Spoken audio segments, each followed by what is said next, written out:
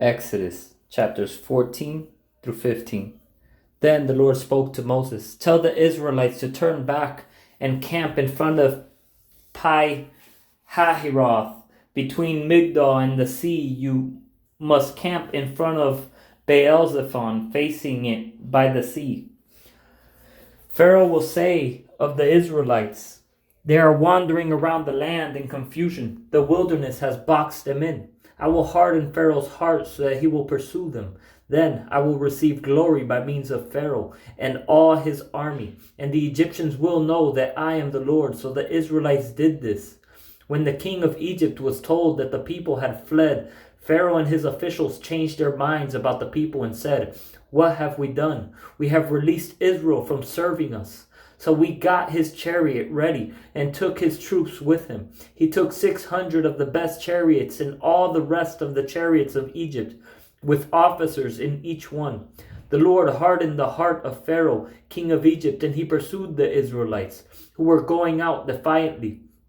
The Egyptians, all Pharaoh's horses and chariots, his horsemen and his army, chased after them and caught up with them as they camped by the sea beside Pi-hahiroth in front of Baal-zephon. As Pharaoh approached, the Israelites looked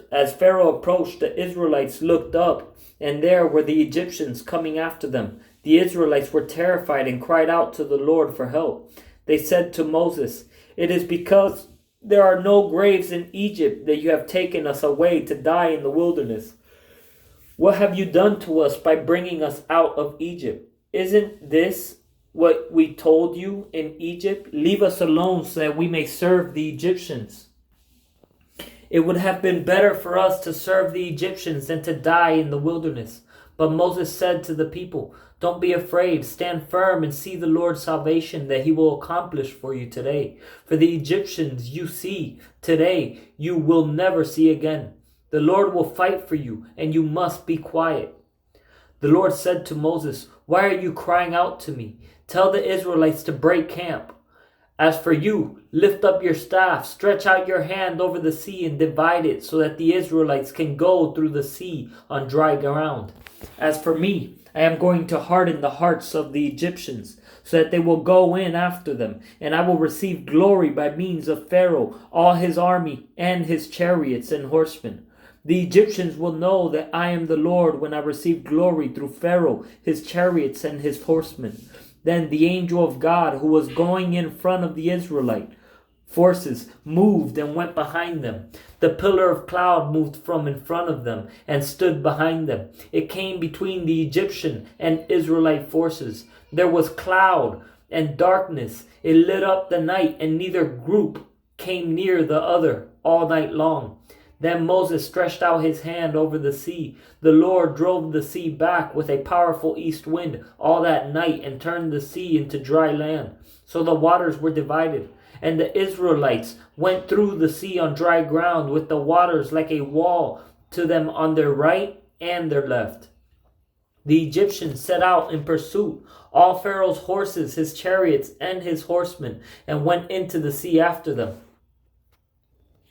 The Egyptians set out in pursuit, all Pharaoh's horses, his chariots, and his horsemen, and went into the sea after them.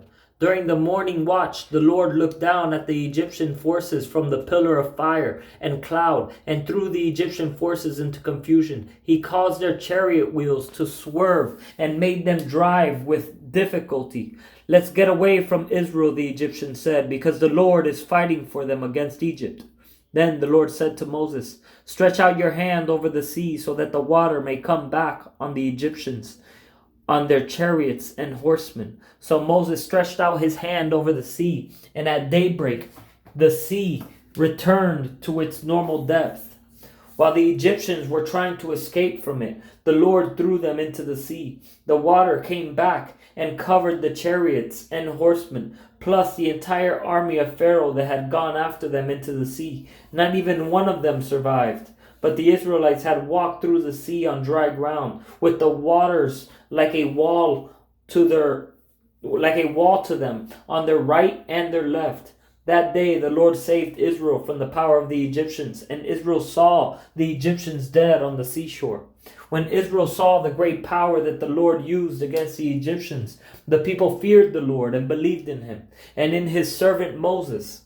Then Moses and the Israelites sang this song to the Lord. They said, I will sing to the Lord, for he is highly exalted. He has thrown the horse and its rider into the sea. The Lord is my strength and my song. He has become my salvation. This is my God, and I will praise him. My father's God, and I will exalt him. The same as they're singing this song is the same as we should sing songs just like this when we are reminded of how God freed us from our form of Egypt. The Lord is my strength and my song. He has become my salvation. This is my God, and I will praise him. My father's God, and I will exalt him. The Lord is a warrior. The Lord is his name. He threw Pharaoh's chariots and his army into the sea. The elite of his officers were drowned in the Red Sea. The floods covered them. They sank to the depths like a stone. Lord, your right hand is glorious in power. Lord, your right hand shattered the enemy. You overthrew your adversaries by your great majesty. You unleashed your burning wrath. It consumed them like stubble. The water heaped up at the blast of your nostrils. The currents stood firm like a dam. The watery depths congealed in the heart of the sea. The enemy said, I will pursue, I will overtake, I will divide the spoil. My desire will be gratified at their expense. I will draw my sword, my hand will destroy them. But you blew with your breath, and the sea covered them. They sank like lead in the mighty waters. That's what the Lord wants us to do. Every time the devil tries to remind us of our sin and our past, instead of falling in it again, because we're in this cycle of continuing to live it and to stay sin conscious of all the sins and all the wrong that we've done in our lives, that we beat ourselves up until we fall into again because we're constantly thinking on it. Instead, he wants us to glorify him when those thoughts come and sing songs to him just like this, for it is what he freed us from. That's why he allows you the memory of the wrong that you've done in the past, so that you could give him glory, not so that you could continue to ponder it till you fall into it again. Lord, who is like you among the gods? Who is like you, glorious in holiness, revered in with praises, performing wonders? You stretch out your right hand, and the earth swallowed them. With your faithful love, you will lead the people you have redeemed. You will lead the people you have redeemed. You will guide them to your holy dwelling with your strength.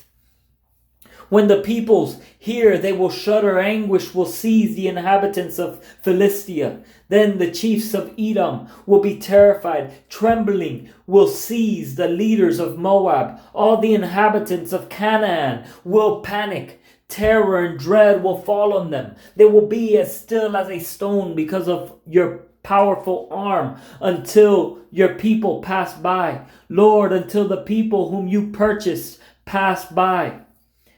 You will bring them in and plant them on the mountain of your possession. Lord, you have prepared the place for your dwelling. Lord, your hands have established the sanctuary. The Lord will reign forever and ever. When Pharaoh's horses with his chariots and horsemen went into the sea, the Lord brought the water of the sea back over them. But the Israelites walked through the sea on dry ground. Then the prophetess Miriam, Aaron's sister, took a tambourine in her hand, and all the women came out following her with tambourines and dancing. Miriam sang to them, "Sing to the Lord, for he is highly exalted, for he has thrown the horse and its rider into the sea." Then Moses led Israel on from the Red Sea, and they went out to the wilderness of Shur. They journeyed for 3 days in the wilderness without finding water. They came to Marah, but they could not drink the water at Marah because it was bitter. That is why it was named Marah. The people grumbled to Moses, "What are we going to drink?" So he cried out to the Lord, and the Lord showed him a tree. When he threw it into the water became drinkable. The Lord made a statute and ordinance for them at Marah, and he tested them there. He said, "If you will carefully obey the Lord your God, do what is right in his sight, pay attention to his commands, and keep all his statutes, I will not inflict any illnesses on you that I inflicted on the Egyptians. But we know that they didn't keep their end of the bargain. And the Lord did have to put these illnesses and these afflictions on the Israelites. For I am the Lord who heals you. Then they came to Elim, where there were 12 springs and 70 date palms, and they camped there by the water.